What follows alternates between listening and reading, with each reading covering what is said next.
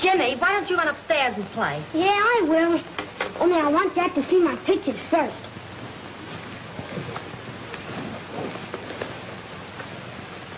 Here's the B-17. That's a B-24. And here's the P-38. And here's the P-47. Now see if I'm right, Jack. Wingspan, 41 feet. Pratt & Whitney, 2,000 horsepower engine. A four-bladed, 12-foot, 2-inch propeller. I mean prop. I don't see any propeller. Of course you don't. It's turning over 2,700 RPM. Oh, I see. And what's this? That's a turbo-supercharger. It's one I designed myself. It's a lot better than the one in the P-47. The air in my turbo comes through this duct. Jimmy, why don't you duck? Not duck, duct. Science talk. Anyway, you gotta have a turbo-supercharger to take a P-47 upstairs. Don't you know anything about airplanes? Jimmy knows his airplanes. He's not kidding when he says that the high-altitude performance of the P-47 depends on that turbo packing air into the carburetor. The turbo does for the 47 what the pilot's oxygen system does for the pilot. Keeps the ship flying high at fighting efficiency.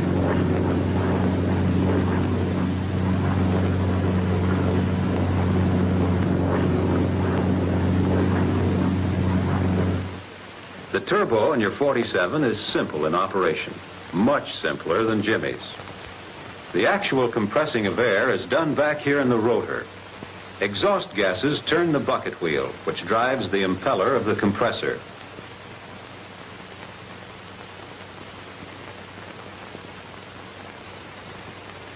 The waste gates in the exhaust system control the speed of the rotor by opening and closing, and thus directing more or less gas against the bucket wheel.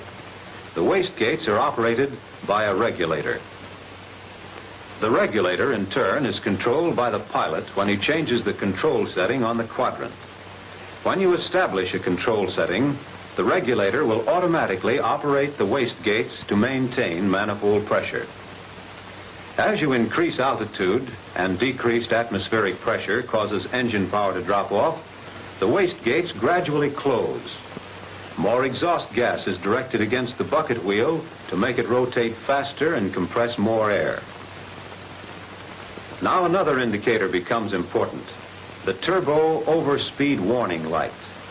When your P-47 nears its critical altitude, the rotor will reach about 18,000 RPM, and this light will blink. When the light stays on steadily, you have reached the maximum allowable speed of the turbo under normal conditions, 18,250 RPM.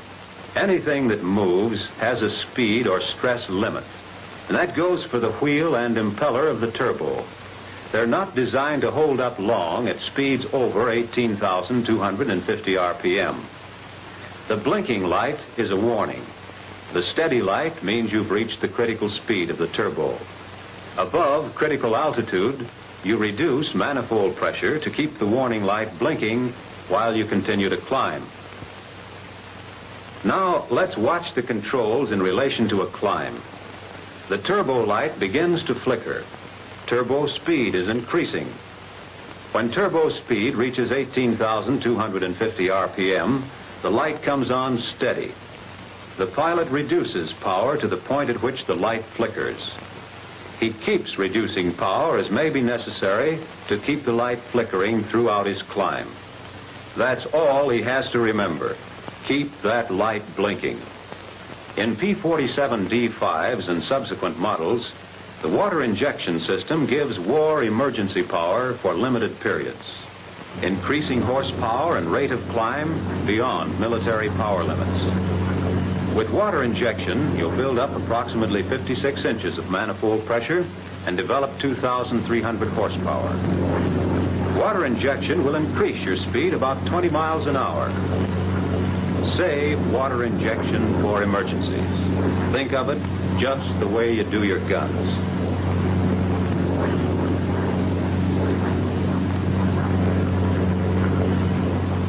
When you start aerobatics in the P-47, these same maneuvers. The P-47 is a bigger, faster, and heavier ship. But you put a 47 through its paces just about as you did your AT-6. There are exceptions, of course, and they're important. In the 47, you avoid inverted flight, except for the few seconds necessary to perform a given maneuver, since inverted flight starves the engine for oil. Snap rolls are not permitted. And in practicing dives, you pay particular attention to speed and altitude.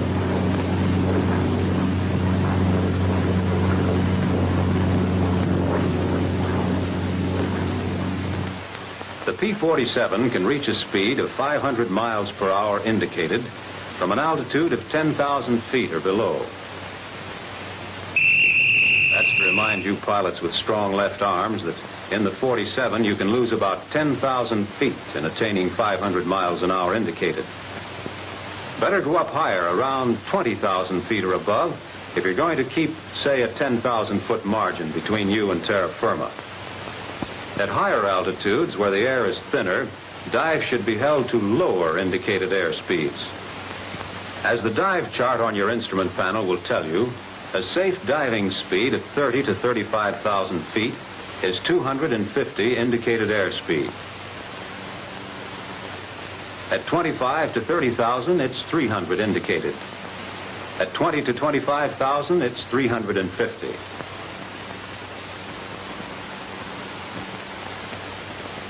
At 15 to 20,000, it's 400.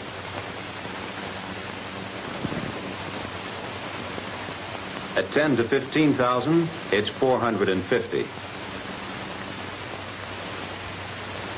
And at sea level to 10,000 feet, it's 500, which you'll remember is not recommended for a steep dive in training. These are speeds at which you'll find handling characteristics of the P-47 to be normal. The P-47 can be pushed into speeds of compressibility where a breakdown of airflow occurs. And under such conditions, you may experience a temporary loss of control until you've dropped to denser air. When you dive the P-47, your cowl flap should be closed, oil and intercooler shutters in neutral. Your plane is trimmed for level flight.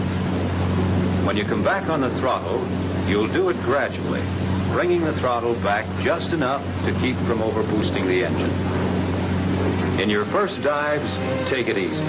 Get on to this airplane's diving characteristics.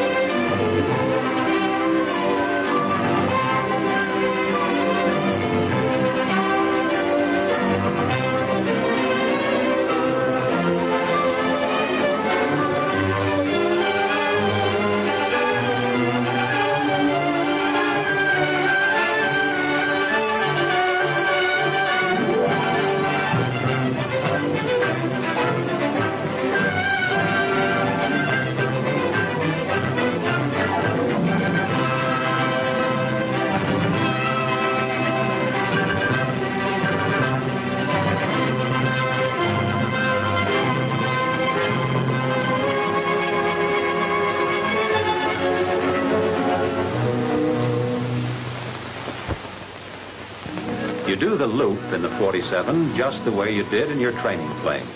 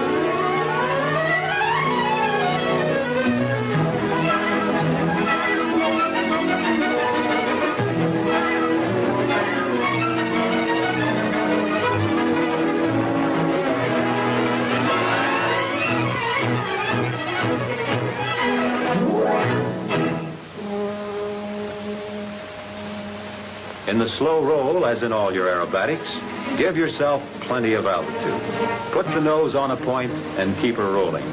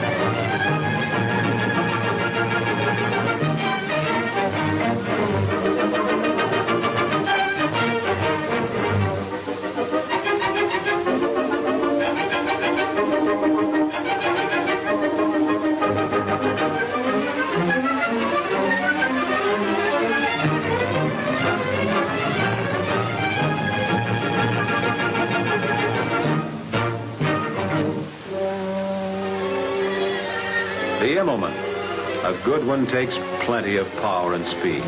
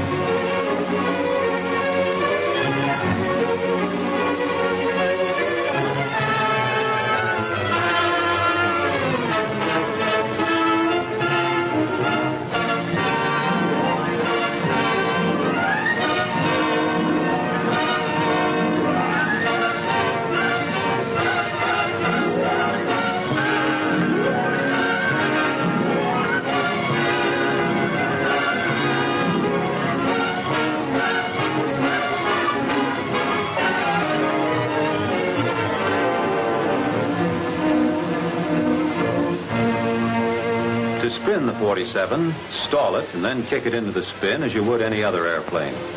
To recover, you'll apply full opposite rudder, neutralize elevators, full ailerons against the spin, and use power to speed recovery.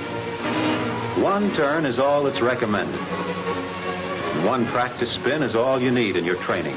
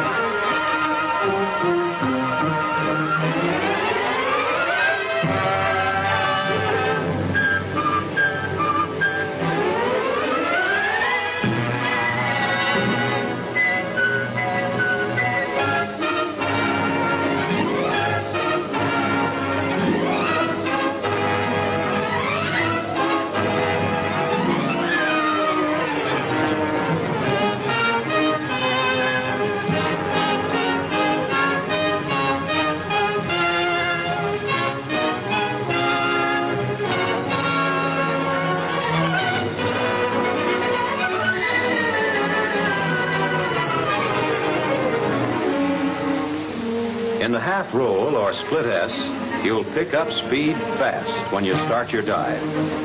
Always do this maneuver with plenty of altitude, and always with power off, spelled O-double-F. For skeptical pilots, we draw a diagram.